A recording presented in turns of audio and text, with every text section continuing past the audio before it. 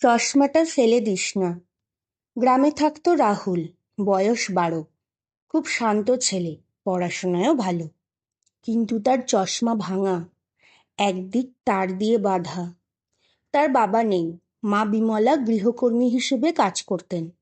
প্রতিদিন ভোরে বেরিয়ে রাতে বাড়ি ফিরতেন।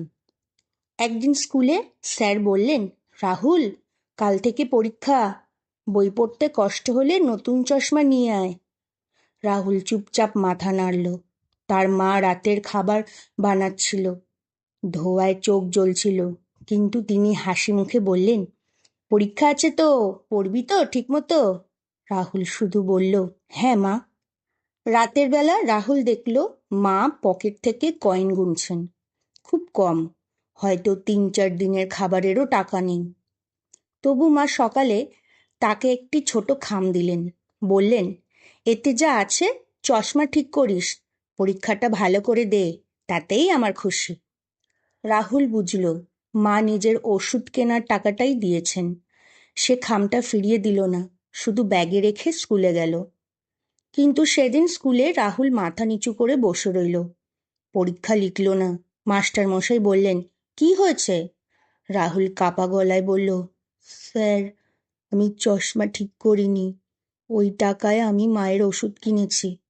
স্যার কিছু বলতে পারলেন না, শুধু পাশে দাঁড়িয়ে রইলেন। বাড়ি ফিরে রাহুল দেখল মা দরজার পাশে খাটের উপর ঘুমিয়ে রয়েছেন, তার পাশে খালি ওষুধের প্যাকেট। মনে হলো মুখটা খুব শান্ত। রাহুল ডাকল, মা। কোনো সাড়া মিলল না। মা গত হয়েছেন। রাহুল তার ব্যাগ খুলে ভাঙা চশমাটা বের করল, মায়ের কোলের উপর রেখে দিল। ফিসফিস করে বলল, চশমাটা ফেলে দিস না মা, আমি পড়ে পরীক্ষায় ভালো ফল করব, দেখবি। কিন্তু সেদিন মায়ের চোখ আর খুলল না। মা গত হয়েছেন। আজ অনেক বছর পরে রাহুল নিজে ডাক্তার হয়েছে। ডেস্কের উপর ওই ভাঙা চশমাটাই রাখা।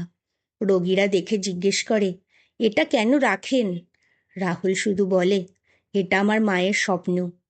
নীতি শিক্ষা, মায়ের ত্যাগে সন্তান বড় হয়, আর সন্তানের সাফল্যে মা বেঁচে থাকে।